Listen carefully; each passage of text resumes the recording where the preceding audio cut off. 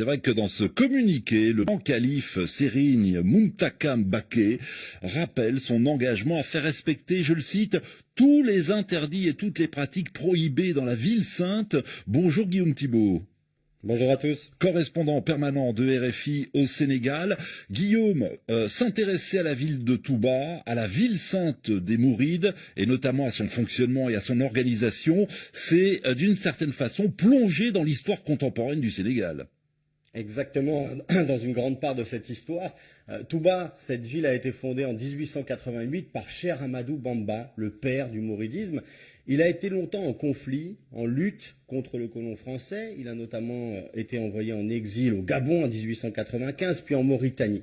Au final, la France a d'une certaine façon fini par céder en lui accordant un droit, celui de s'installer officiellement là où il le voulait, à Touba. Ce droit lui a permis de fonder une mosquée, une école coranique et ses habitations. Cette autorisation, Roanne, elle a évolué dans le temps pour devenir l'équivalent d'un titre foncier qui s'est prolongé. Ce titre a perduré à l'indépendance, il a été revu en 1976, donc très récemment, puis agrandi en 2005. Légalement, si Touba est soumise aux lois du Sénégal, c'est en quelque sorte une immense concession. Certains évoquent une forme de bail attribué ensuite aux descendants de Cheikh Ahmadou Bamba, aux différents khalifes.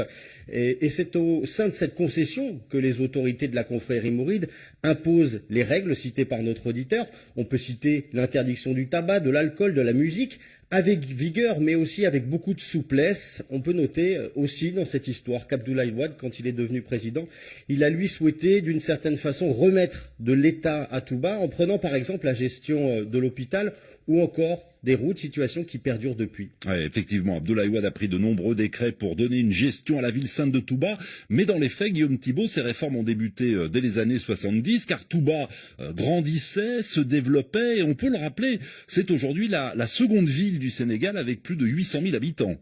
D'où l'importance de lui permettre une bonne gestion, une gestion appuyée par l'État. Entre 75 et 80, un premier calife a demandé l'appui de l'État pour nettoyer la ville tout simplement, puis ensuite pour la sécuriser. Pourquoi ? Car les forces de l'ordre étaient jusque-là interdites au sein de la cité et les malfrats l'avaient bien compris. Ils venaient donc se cacher dans la ville sainte. En 1986, une compagnie de gendarmerie, la première, a été spécialement créée. Aujourd'hui, Touba fonctionne comme toute ville du Sénégal. Il y a un maire, on y vote lors des différentes élections, même si certains critiquent le fait notamment que la parité n'y soit pas appliquée lors des élections locales.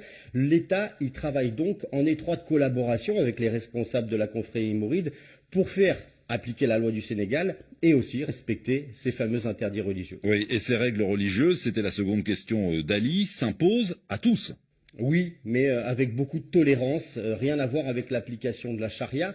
Les visiteurs, les touristes, les religieux ou non qui passent à Touba peuvent parfois commettre des impairs. On leur signale, on leur demande d'arrêter, mais sans violence. L'idée, dans le fond, étant assez simple, celle de respecter la sainteté de la ville. Ouais, c'est passionnant de remonter comme ça dans l'histoire du Sénégal. Guillaume, vous avez évoqué l'étroite collaboration entre la confrérie mouride et l'État. Le dispositif, en tout cas, est précis. La loi est claire. Seule la justice sénégalaise s'applique à Touba.